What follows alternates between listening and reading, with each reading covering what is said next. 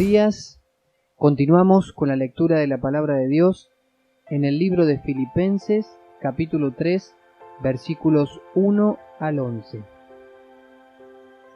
Por lo demás, hermanos míos, regocíjense en el Señor. A mí no me es molesto escribirles otra vez lo mismo, y para ustedes es motivo de seguridad. Cuídense de esos perros, cuídense de los malos obreros, cuídense de la falsa circuncisión, porque nosotros somos la verdadera circuncisión, que adoramos en el Espíritu de Dios y nos gloriamos en Cristo Jesús, no poniendo la confianza en la carne, aunque yo mismo podría confiar también en la carne. Si algún otro cree tener motivo para confiar en la carne, yo mucho más, circuncidado a los 8 días de nacer, del linaje de Israel, de la tribu de Benjamín, hebreo de hebreos, en cuanto a la ley, fariseo, en cuanto al celo, perseguidor de la iglesia, en cuanto a la justicia de la ley, hallado irreprensible. Pero todo lo que para mí era ganancia, lo he estimado como pérdida por amor de Cristo. Y aún más, yo estimo como pérdida todas las cosas en vista del incomparable valor de conocer a Cristo Jesús, mi Señor. Por Él lo he perdido todo y lo considero como basura, a fin de ganar a Cristo y ser hallado en Él, no teniendo mi propia justicia derivada de la ley, sino la que es por la fe en Cristo, la justicia que procede de Dios sobre la base de la fe, y conocerlo a Él, el poder de su resurrección y la participación en sus padecimientos, llegando a ser como Él en su muerte, a fin de llegar a la resurrección de entre los muertos.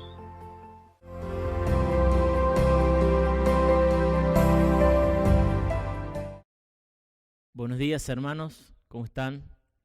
Saludos a todos allí. Hermoso ver que están en sus hogares, están en un día domingo adorando a Dios en una forma diferente. Esta cuarentena nos encuentra separados, pero creo que en un mismo espíritu.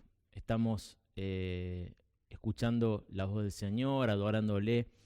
Y en esta mañana vamos a continuar con la serie que estamos desarrollando en el libro de Filipenses. Vamos a reflexionar en el capítulo 3, el pasaje que nuestro hermano ha leído recién. Es importante que en este tiempo prestemos atención a la palabra de Dios. Dice el apóstol Pablo que toda escritura es inspirada por Dios y es útil para exhortarnos, para animarnos, para reprendernos y para instruirnos en justicia, de manera tal que cada uno de nosotros lleguemos a ser personas completas, personas maduras, totalmente equipados para toda buena obra. El Espíritu de Dios ha puesto este pasaje con un propósito. El título del mensaje es Alégrense en el valor infinito de conocer a Cristo. Nuestro Señor quiere en esta mañana que nos alegremos, que nos gocemos en Él, en esta increíble realidad de conocer a Jesús. Comparado a esta realidad, todo lo demás es basura. Déjeme contarle una historia para introducir. Lamentablemente, existen muchos ladrones del gozo. Existen muchas tretas que nos quieren quitar eso que el Señor nos dio. La semana pasada me encontraba estudiando el libro de Filipenses, tratando de vivir esto que vengo predicando y venimos estudiando, este mensaje donde Pablo dice, yo me gozo en el Señor y nos invita a gozarnos en Él. Y estaba haciendo eso y de repente veo una notificación en mi teléfono de Mercado Libre, que la verdad que no lo había utilizado nunca antes, pero lo empecé a utilizar ahora por el tema de la pandemia. Una notificación que me dice, felicitaciones, Manuel, usted se ha ganado un teléfono celular. Bien, y me daban dos opciones y una de las opciones era un iPhone, ¿no? Entonces yo digo, bueno, señor, esta cuarentena tiene que tener algo bueno, ¿no? Qué bueno, me puedo ganar un iPhone, ¿bien? Entonces, en ese momento hice la copia de pantalla, se lo mandé a Néstor Pastor, que es mi asesor tecnológico. Le digo, Néstor, ¿será verdad? Y Néstor me dice, no, Manuel, fíjate porque lo más probable es que es una mentira. Y efectivamente empiezo a seguir tocando y veo que después me dicen que tengo que poner mi tarjeta de débito para darle plata porque me manden. Bueno, la cuestión es que era toda una mentira, ¿bien? Y la verdad es que esa pequeña notificación en el teléfono me robó el gozo. Primero, porque me querían robar. Me querían hacer el cuento del tío, como decimos los cordobeses. Pero segundo, porque me robaron el gozo porque de repente me introdujeron otra causa por la cual gozarme. Yo venía pensando en que Cristo debe ser la razón por la cual me gozo y de repente aparece esta idea de tener un iPhone, ¿no? Tener un teléfono que es tan caro que no sé si podría alguna vez tenerlo, ¿bien? Esta ilustración la quiero traer a colación porque así de frágil son nuestros afectos, así de frágil son nuestras emociones. Por eso el apóstol Pablo, vez tras vez, le dice a la iglesia, gócense en el Señor. Y en este pasaje en particular que vamos a estar estudiando, el apóstol Pablo le dice, ustedes tienen que alegrarse en el valor infinito de conocer a Jesús y tienen que tener cuidado porque hay ladrones, hay falsas enseñanzas que quieren desviarlo de la verdad del Evangelio y robarle el gozo. Déjenme poner un ejemplo que nos va a ayudar a entender lo que vamos a ver en el día de hoy y el domingo próximo. Un autor, que no recuerdo bien su nombre, decía que el Evangelio es como la cruz, ¿no? Es como esa escena de la cruz del Monte del Calvario, donde vemos al Señor crucificado en el medio y dos ladrones a cada costado. Y cada uno de esos ladrones son los que vienen a robarnos el gozo. Por un lado está el ladrón que es el legalismo, que es lo que vamos a ver hoy. El legalismo, este intento de agradar a Dios por medio de nuestras buenas obras. El otro ladrón, y lo vamos a ver el domingo que viene, es el libertinaje. Esto de decir, bueno, el Señor me perdonó, vivo como quiero, ¿no? Estos son los dos ladrones. En esta porción vamos a hablar en particular del primer ladrón, que es el legalismo. Vamos a aprender de la alegría infinita de conocer a Cristo. El pasaje comienza el apóstol Pablo con un imperativo. Dice, por lo demás, hermanos, regocíjense en el Señor. Esta palabra, este imperativo, gócense en el Señor, es lo que gobierna toda la estructura que sigue, todo el párrafo que sigue.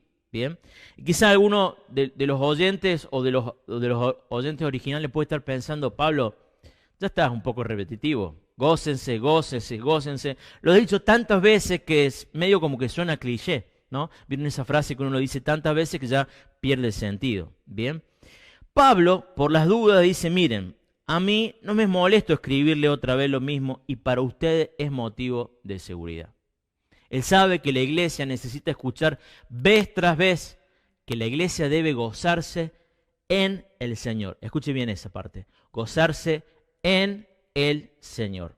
Salmo 32:11 dice, alégrense en el Señor y regocíjense justos. Den voces de júbilos todos ustedes, los rectos de corazón. Mis queridos, ¿por qué debemos gozarnos en el Señor? Porque todas las otras alegrías sustitutas, alguien te las puede robar. Como esa notificación falsa de un iPhone. Alguien te lo puede quitar. Alguien lo puede romper o de repente, como a veces nos pasa con la tecnología, estamos contentos porque tenemos algo nuevo, pero a los 2 meses ya nos olvidamos que es nuevo y queremos eso otro nuevo que viene. En cambio, el gozo en el Señor es un gozo eterno. Salmo 16:11 dice, plenitud de gozo hay en la presencia del Señor. Delicias a su diestra para siempre. Gócense, dice Pablo, en el Señor.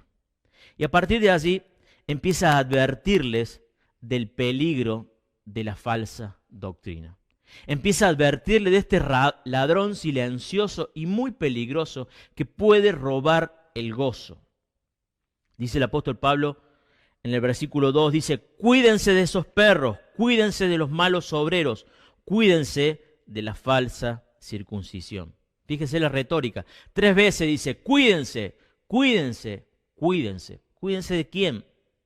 Primero Pablo utiliza expresiones muy fuertes para describir a esta gente que en el libro de Gálatas dice, son enemigos del Evangelio.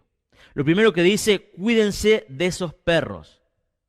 Nosotros hoy, muchos de ustedes tienen un perrito, que es un animal doméstico al cual quieran. Esa es la idea que nosotros tenemos de perro. En la antigüedad esto era totalmente diferente. Los perros eran animales que estaban en la calle, totalmente despreciables, y la utilización perro era la frase era una frase despectiva. De hecho, es muy irónico, porque los judíos hablaban de los gentiles, de aquellos que no eran israelitas, refiriéndose como los perros. Y es muy irónico la retórica de Pablo que dice, mira, en realidad estos que los están queriendo forzar a vivir como judíos, ellos son los perros, ellos son los verdaderos perros. Pablo continúa y dice, cuídense de los malos obreros, estas personas que son malhechores, son personas malas. No son hombres que vienen de Dios, son malos. Y por último dice, cuídense de la falsa circuncisión. Ahí el original literalmente dice, cuídense de los mutiladores, de aquellos que quieren que ustedes se hagan la circuncisión. Podríamos decir, cuídense de los carniceros. Así es como Pablo describe a este movimiento del judaísmo. Pablo es muy fuerte con respecto a esto. Por ejemplo, en Gálatas 5:12, Pablo hablando de esto, lo hace con mucha vehemencia y le dice, ¿cómo me gustaría que estos que están queriendo que ustedes se circunciden, cómo me gustaría que ellos se mutilen a ellos mismos, que ellos se amputen a ellos mismos, que completen la circuncisión? Así de vehemente es el apóstol Pablo. Es un hombre que es alegre en Cristo, pero cuando alguien quiere poner en peligro la verdad del Evangelio, él no duda. Él por ningún momento duda ni dubita en decir esto está mal y denunciar la herejía, lo que están predicando otro evangelio. Ahora, ¿quién son estos grupos? Este grupo lo denominamos los judaizantes. ¿Y qué es básicamente lo que enseñaban? Decían, bueno, está bien que sigan a Jesús y crean en el evangelio, pero a Jesús debemos sumarle algo más. Jesús más la circuncisión, Jesús más practicar fiestas y costumbres judías. Eso eran los judaizantes. Quizás alguno se pregunta y dice, bueno, pero ¿cuál es el gran problema? Si en definitiva estamos hablando de una cirugía relativamente pequeña, en 3 o 5 días te recuperás. Estamos hablando de vivir como decía el Antiguo Testamento, guardar las fiestas, guardar las costumbres. ¿Cuál es el gran problema? El problema está en considerar que nuestra situación delante de Dios depende de nuestros propios esfuerzos. Que nuestra situación delante de Dios depende de nuestro desempeño. Ahora vamos a contextualizar un poco, ¿bien? Este asunto del legalismo. Gracias a Dios, creo, en nuestras iglesias no hay judaizantes. No hay nadie que quiere decir, ¿saben qué? Tienen que, para seguir a Jesús, ustedes están incompletos, tienen que circuncidarse y guardar la ley como lo hacían en el Antiguo Testamento. Sin embargo, lamentablemente nuestras iglesias y nosotros mismos tenemos esta tendencia a poner en la ecuación Jesús más algo más. Jesús más algo más que nos completa. Por ejemplo, hay gente que es extremadamente obsesiva con el tema del devocional, de la hora silenciosa. Y escúcheme bien, no hay nada malo en leer la Biblia, no hay nada malo en orar, es hermoso. Pero cuando eso se transforma en algo por lo cual yo creo que estoy ganándome el favor de Dios, si eso se transforma en algo por lo cual de repente por situaciones no he podido hacer mi devocional, no he podido tener mi tiempo de comunión con Dios, después de eso me siento culpable y no puedo vivir mi alegría en Cristo en ese día, hay algo que está mal. Otro ejemplo, muchas veces en los ámbitos como los nuestros creemos que debemos conocer a Jesús, pero aparte debemos sumarle un conocimiento amplio y profundo de la teología. Debemos leer muchos libros y no debemos ser como esos burros que miran Netflix, ¿no? No hay nada mal, no me malinterprete. Es buenísimo leer teología, pero no es parte del Evangelio.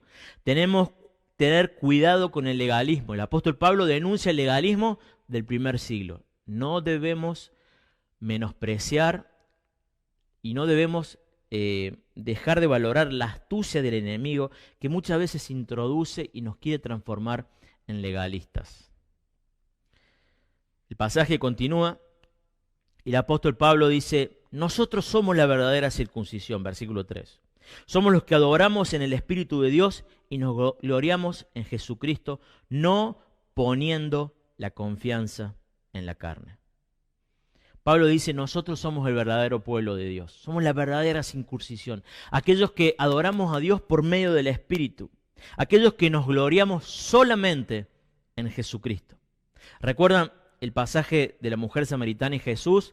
La mujer samaritana empieza a discutir acerca de la adoración y ella le dice: nuestros padres adoraban en el monte Gerizim.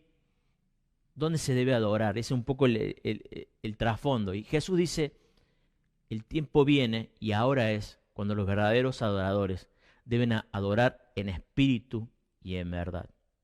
El nuevo pacto, este momento que empezó con la venida del Señor y estamos viviendo nosotros, es la época del Espíritu. Los profetas del exilio como Jeremías o Ezequiel profetizaban un tiempo donde Dios iba a mandar su Espíritu e iba a escribir su ley en nuestro corazón, e iba a quitar el corazón de piedra y darnos un corazón de carne. Y Dios iba a hacer eso que la ley no había podido hacer. ¿Qué era? Hacer una circuncisión del corazón. No una circuncisión externa, sino una circuncisión del corazón, un corazón nuevo, un corazón transformado. El verdadero pueblo de Dios es aquel que adora a Dios por medio de su Espíritu y que se gloria solamente en Jesucristo. No tiene nada que ver con formas externas o rituales. Ahora Pablo continúa en el versículo 4 y empieza una retórica para destruir el argumento de los judaizantes. Y es muy interesante. Pablo empieza a hablar de su ejemplo. Fíjese el versículo 4 y dice: aunque yo mismo podría confiar en la carne. Si alguno cree tener motivo para confiar en la carne, yo mucho más.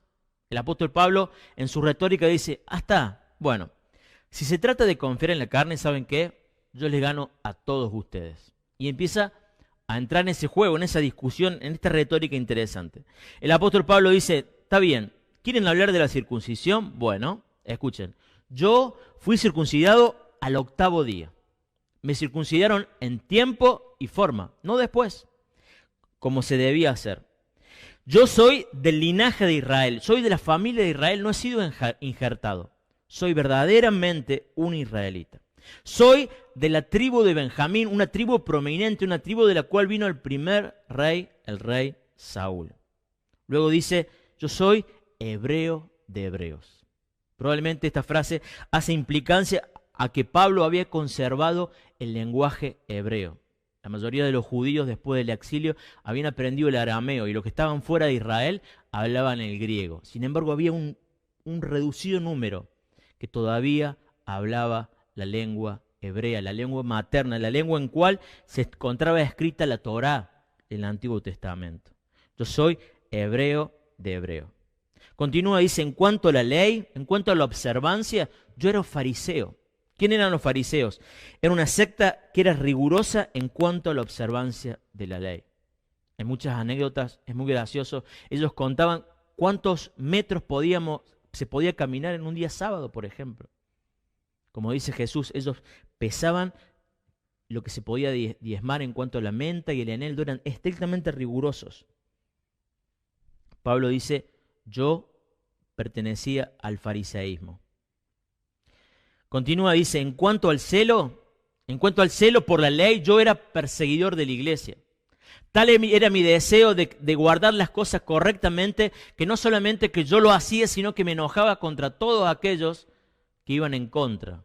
Era tal su odio, tal su desprecio, que el apóstol Pablo dice que estaba persiguiendo la iglesia. Cuando Esteban fue martirizado, el apóstol Pablo tenía sus ropas.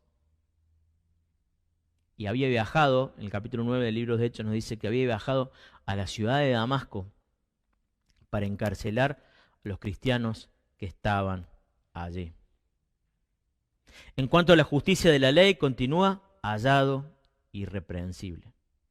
El resumen del argumento de Pablo dice: ¿ustedes quieren confiar en su propio mérito? Bueno, yo les gano a todos. Soy fariseo, me crié con Gamaliel, soy un judío de verdad. Ninguno me puede ganar en cuanto al judaísmo. Pero el apóstol Pablo continúa. Lean conmigo el versículo 7, que es clave. Dice, pero todo esto, todo este currículum vitae que para mí era ganancia, que era algo positivo, versículo 7, lo he estimado como pérdida por amor de Cristo. Y acá es donde el argumento se transforma en más fuerte. Dice, cuando yo me encontré con Jesús, cuando iba camino a Damasco y encontré al Señor, todo esto, que para mí era algo en lo cual gloriarme, el hecho de ser judío, de guardar la ley, todo eso se transformó en basura. Hubo un cambio radical, hubo un antes y después. El apóstol dice, ahora eso para mí es basura. Esta palabra que utiliza es una palabra muy fuerte, incluso grotesca. Se refiere a esa inmundicia maloliente que es el producto de desecho del tubo digestivo. Así de fuerte era la retórica de Pablo. Dice, los que quieren confiar en la carne, yo también confiaba en la carne. Y cuando conocí a Jesús me di cuenta que era basura, inmundicia maloliente. Déjeme leerle un dicho de Lutero.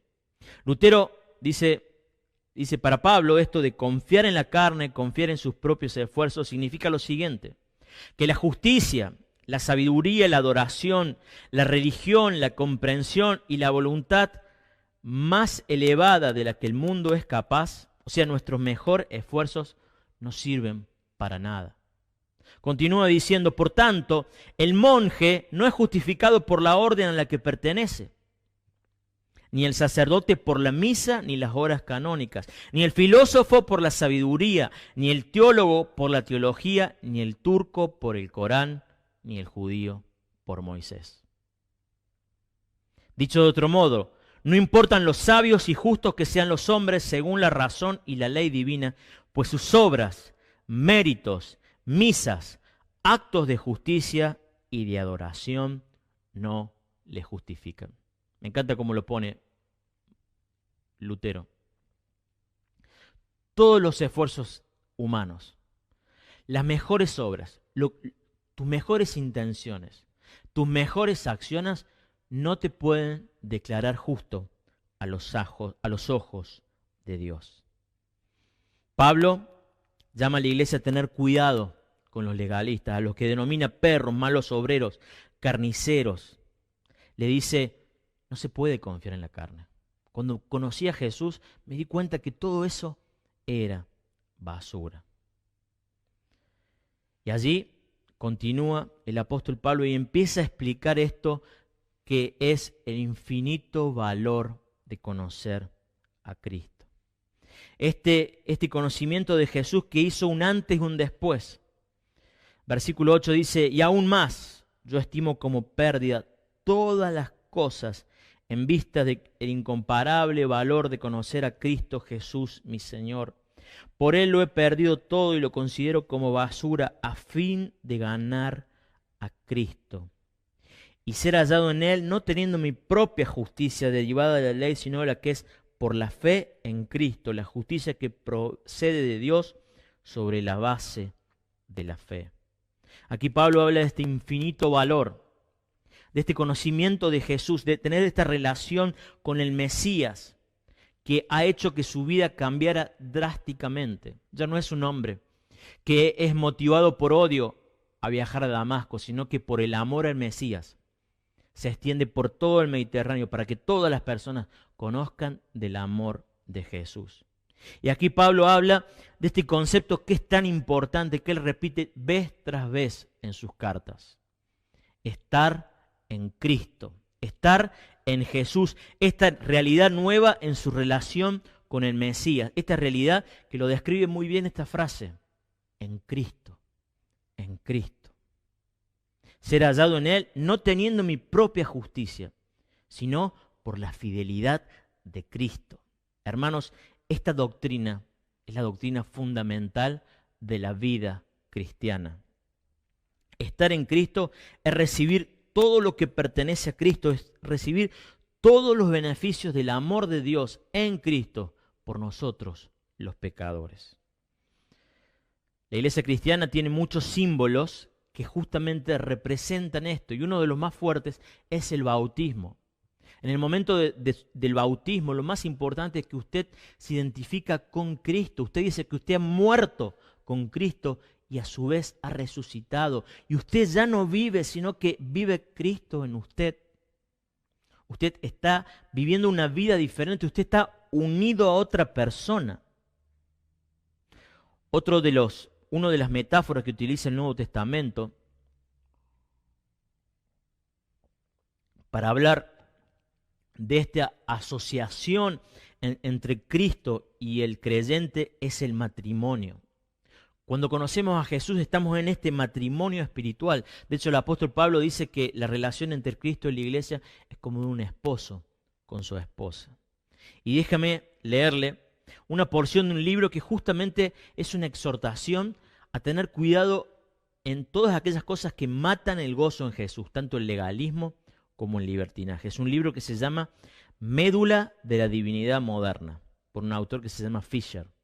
Dice así: ¿podemos comprender las gloriosas riquezas de su gracia, donde este esposo rico y justo, Cristo, toma como esposa a esta pobre y maldada ramera, redimiéndola de todos los demonios y adornándola con todas sus joyas?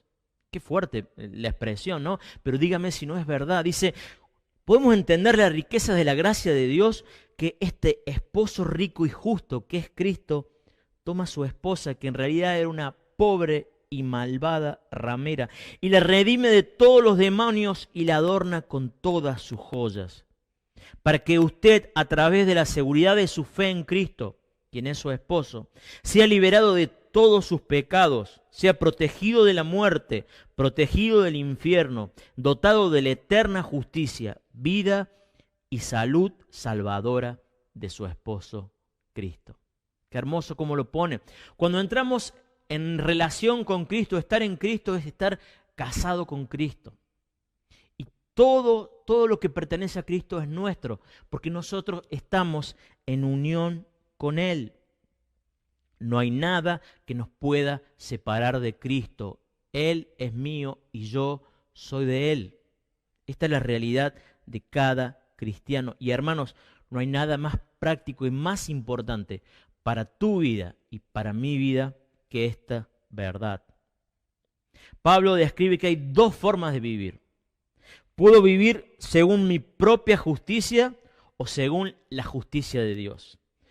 La primera está basada en mi propio desempeño, en mis esfuerzos. La segunda está basada en la fidelidad de Cristo y es algo que se recibe por medio de la fe.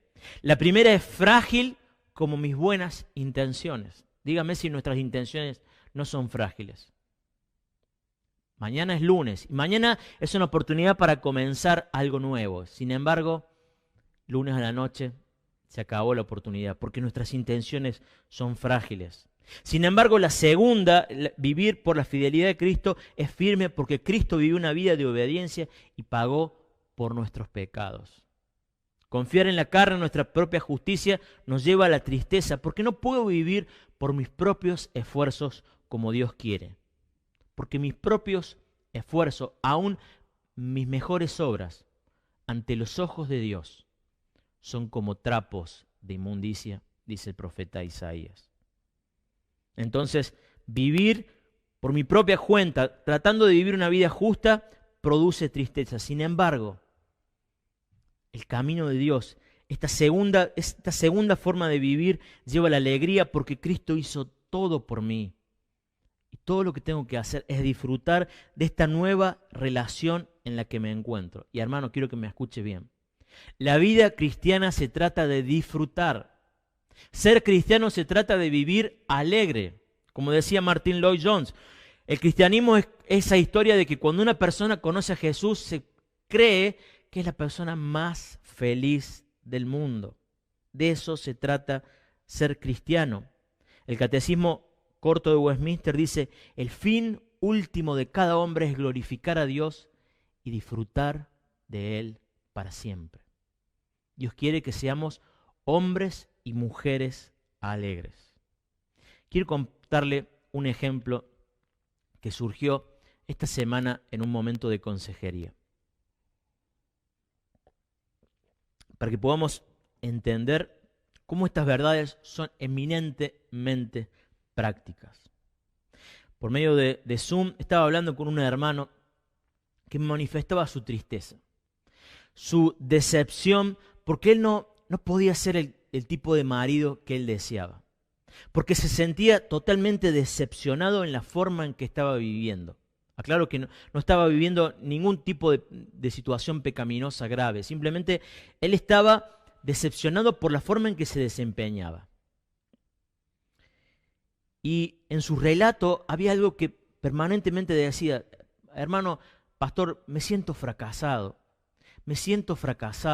veo esto y me siento fracasado, y veo aquello y me siento fracasado. En diferentes áreas de su vida lo que decía vez tras vez es: me siento fracasado. Y en un momento yo le dije: hermano, ¿sabes qué?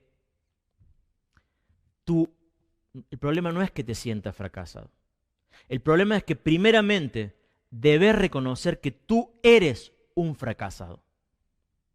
Vos sos un fracasado. No hay nada bueno en ti por lo cual Dios te haya elegido. Hermano, debes acordarte de que sos barro, de que sos un ser humano limitado, finito. El tesoro, lo glorioso aquí es Cristo, es el Evangelio. Y hermano, muchas veces esta situación de consejería que pasa es lo que muchos de ustedes están viviendo. Muchas veces ustedes piensan: he decepcionado a Dios, he caído, realmente le he fallado a Dios. Primero quiero decirle, hermano, que usted jamás le ha decepcionado a Dios, porque jamás Dios tuvo expectativas altas de usted. Dios lo conoce. Y conoce todos sus pecados pasados, conoce todos sus pecados presentes y conoce todo lo futuro. Y sin embargo, lo ama así y tal como usted es. Jesús nos ama y este es el increíble gozo de estar en Cristo, que no depende de nosotros, no depende de nuestros esfuerzos. Déjeme dar otro ejemplo. Hay una película que me encanta, que es la película La Misión. Una película que uno de los actores principales es Robert De Niro. Y Robert De Niro en su papel, él se llama Mendoza. ¿Y quién era Mendoza? Era un hombre que traficaba esclavos. Y en un momento este hombre, que hacía algo tan detestable como traficar esclavos, mata a su hermano. Y este hombre se entra en un periodo de gran tristeza y gran depresión y trata de pagar por sus pecados tratando de hacer buenas obras. Y en una de esas situaciones se lo muestra cómo él junto a otros va a ese lugar donde estaban todos los indígenas a los cuales él antes venía para secuestrarlos, para venderlos como esclavos. Y se lo muestra a él subiendo una gran montaña llevando un montón de cargas. Y se lo muestra en la agonía cuando él va subiendo y se muestra en un momento que él no da más. Hasta que uno de los hombres, uno de los indios, aquellos a los cuales él solía venir a secuestrar para tenerlos como esclavos, él viene con un cuchillo, con un machete, y corta la soga. Y toda esa carga es dejada atrás. Esta ilustración es increíble porque nos enseña qué es estar en Cristo. Ya no tengo que llevar yo mis cargas. Jesucristo nos perdonó y Él lleva sus cargas sobre sus hombros. Él nos ha revestido de su justicia porque Él es fiel. Nosotros no. Él es fiel por su fidelidad. En el libro de Zacarías, capítulo 3, versículo 3 en adelante, se nos muestra esta increíble realidad de lo que sucede con el creyente cuando se une a Cristo. Dice el profeta Zacarías en capítulo 3, dice, en una visión, dice: el profeta Josué, el sacerdote Josué, estaba vestido de ropas sucias, en pie delante del ángel. Y este habló y le dijo: di a los que estaban delante de él, quítenle las ropas sucias. Y a él le dijo: mira, he quitado de ti tu iniquidad y te vestiré con ropa de galas. Y esto es lo que sucede cuando conocemos al Señor. Nuestras mejores obras son como ropa sucia. Y cuando entramos en relación con Jesús, somos vestidos de ropa de gala. Somos vestidos con la justicia de Cristo, por los méritos de Cristo. Por eso, mi hermano, tú que te sientes un fracasado, ya no tienes más que llevar tu propia fuerza, porque Jesucristo la llevó por ti. Tu tarea es gloriarte en Jesús y estar alegre en Él. Ahora, ¿cómo es que se recibe esta justicia de Dios en Cristo? Capítulo 3, versículo 9 dice, esta justicia procede de Dios sobre la base de la fe. Esto es algo que se recibe por fe. Leí esta semana un misionero llamado John Patton, estaba intentando traducir la palabra fe y no encontraba en el lenguaje de los indígenas una palabra, hasta que le pregunta a uno de ellos y le dice que quizá la palabra que más se asimilara era la palabra, denme un segundo, la palabra apoyarse, la palabra que significaba tirar todo el peso, ¿no? Y dígame si eso no ilustra bien lo que significa tener fe en Cristo. Es apoyar todo nuestro peso, confiar toda nuestra vida, toda nuestra realidad solamente en Jesús y nada más que en Jesús. Es solamente por la fe, hermanos, que podemos vivir una vida justa y como Dios quiere. Por eso Martín Lutero decía que la verdad esta de la justificación de la fe es algo que debe martillarse en la cabeza del creyente semana tras semana, porque es algo muy difícil de realmente asimilar, porque queremos seguir viviendo por medio de nuestros propios esfuerzos. Y la realidad es que nosotros somos fracasados, porque no hay nada que podamos hacer. Solamente la fidelidad de Cristo que recibimos por fe nos ayuda a llevar una vida digna de Él. Es por fe y no por nuestra propia justicia. La vida cristiana se vive solo en Cristo, solo por gracia, solo por fe, de manera tal que la gloria sea solo para Dios. Continuamos con la exposición y ya estamos terminando. El versículo 10 nos da una perspectiva de lo que significa vivir para Pablo mirando el futuro. Él dice que en el pasado él trataba de vivir esforzándose, pero cuando conoció a Cristo, eso significó que todo aquello era basura y ahora vivir en Cristo es profunda alegría. Pero ahora él cuando examina qué significa vivir en Cristo en el futuro, dice lo siguiente. Versículo 10, dice, y conocerlo a Él, el poder de su resurrección y la participación en sus padecimientos, llegando a ser como Él en su muerte, a fin de llegar a la resurrección de entre los muertos. Muy importante lo que Pablo dice, y tenemos que evitar quizás lo difícil de vivir la vida cristiana es que hay un equilibrio muy, muy finito entre el legalismo y el libertinaje. Porque alguien puede decir, está bien, yo estoy en Cristo y yo no tengo que hacer mis propios esfuerzos y ahora lo que hago es tirar la chancleta y vivir como quiero. No es lo que el apóstol Pablo dice. Lo que dice es, yo lo que quiero hacer ahora es vivir de tal manera que quiero conocer a Cristo. Quiero continuar conociendo a aquel que me amó. Quiero vivir esta vida en relación con Jesús. Y quiero, dice, experimentar el poder de la resurrección. Me encanta esa frase. Quiero experimentar, quiero saber cómo es el poder de la resurrección. Este poder de la resurrección, que según Efesios 1, 18, 19, es el mismo que resucitó a Jesús. Es el mismo que nos puede dar una vida diferente. Es el mismo, como dice el versículo 19 de Efesios capítulo 1, dice, es una extraordinaria grandeza de su poder para con nosotros, los que creemos, conforme a la eficacia de la fuerza de su poder. Acá Pablo se queda sin superlativos, porque es increíble el poder del Espíritu de Dios, que es el único que nos puede permitir vivir una vida diferente. Hermanos, Jesucristo nos ha dado su Espíritu y por medio de Él, Él nos habita y nos empodera. Escuche bien, esta frase se utiliza mucho últimamente en un mal contexto, pero esto es lo que el Espíritu de Dios hace en nuestra vida. Nos empodera para vivir una vida diferente. Por eso en el capítulo 4, versículo 13 dice, todo lo puedo en aquel que me fortalece. Todo lo puedo vivir una vida diferente porque Él es el que me fortalece. Ya no depende de mí, depende de Él, que es el que produce el querer como el hacer. Es aquel que va a llevar, el que empezó la buena obra es el que la va a terminar. No depende de mí, sino del Espíritu de resurrección. Y continúa y dice, yo quiero participar de los sufrimientos, de los padecimientos, llegando a ser como Él en su muerte, a fin de llegar a la resurrección de entre los muertos. Esta porción creo que es difícil de entender, hasta cierto punto difícil de asimilar. Hay algo misterioso en el anhelo de Pablo.